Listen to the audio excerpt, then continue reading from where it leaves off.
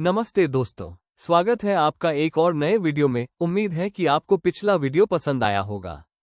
ये चैनल है मज़ेदार और आसान तरीकों से सीखने के लिए। हर वीडियो में हम इमेजेस का इस्तेमाल करते हैं ताकि आप चीज़ों को बेहतर समझ सकें और कल्पना कर सकें। आज का विषय बहुत ही दिलचस्प है, एबायोजेनेसिस बनाम बायोजेनेसिस, जीवन की शुरुआत और उसका निरंतर अस्तित्व। तो चलिए शुरू करते हैं। क्या आप जानते हैं, माइक्रोस्कोप की खोज से पहले लोग क्या मानते थे? एबायोजेनेसिस का सिद्धांत। एबायोजेनेसिस का मतलब है निर्जीव वस्तुओं से जीवित चीजों का निर्माण।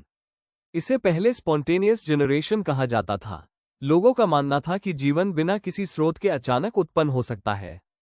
उदाहरण, अनाज से चूहे निकलते हैं, सड़े हुए मांस से मक्खियां पैदा होती हैं, कीचड़ से मेढक बनते हैं।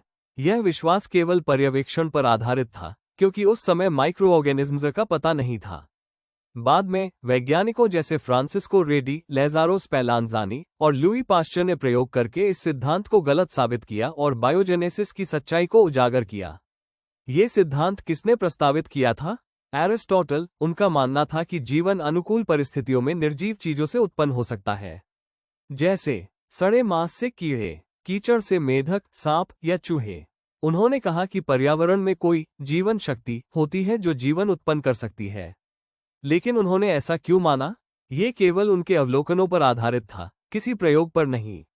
सड़े मांस या कीचड़ में अचानक जानवरों को देखकर ऐसा प्रतीत होता था कि वे वहीं से उत्पन्न हो रहे हैं।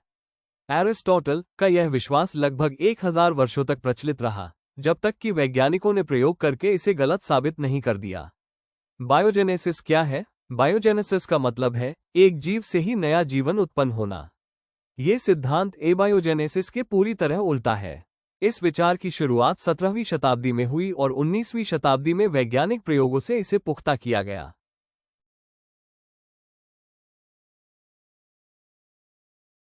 किसने सिद्ध किया कि जीवन जीवन से ही आता है? या किसने एबायोजेनेसिस को गलत साबित किया? 1. फ्रांसिस्को रेडी, 1668, मांस और मैगट वाला प्रयोग। 2. लेज़ारो स्पेलांज़ानी, 1765। उन्होंने ये साबित किया कि सूक्ष्मजीव हवा से आते हैं, ब्रॉथ से नहीं। 3. लुई पाश्चर, 1861, स्वॉन नेक फ्लास्क प्रयोग। उन्होंने बताया कि अगर हवा में मौजूद कीटाणु नहीं पहुंचते तो कोई जीवन उत्पन्न नहीं होता। ये प्रयोग स्पॉन्टेनियस जनरेशन के अंत का कारण बना और बायोजेनेसिस सिद्ध हुआ। मांस और मैगट वाला प्रयोग। उन्होंने 3 जार लिए जिनमें ताज़ा मांस था। ओ जार 1, खुला हुआ, मक्खियां मांस पर बैठ गईं और मैगट्स पैदा हुए। ओ जार 2, पूरी तरह बंद, न तो मक्खियां गईं न ही मैगट्स बने।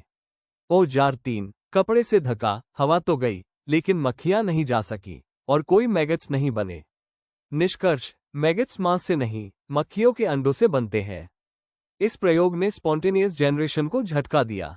अगले वीडियो में हम बात करेंगे माइक्रोबायोलॉजी के स्वर्ण युग की। अगर आपको ये विषय रोचक लगे तो इस चैनल को सब्सक्राइब जरूर करें। धन्यवाद। देखने के लिए शुक्रिया। आशा है आपको वीडियो पसंद आया होगा।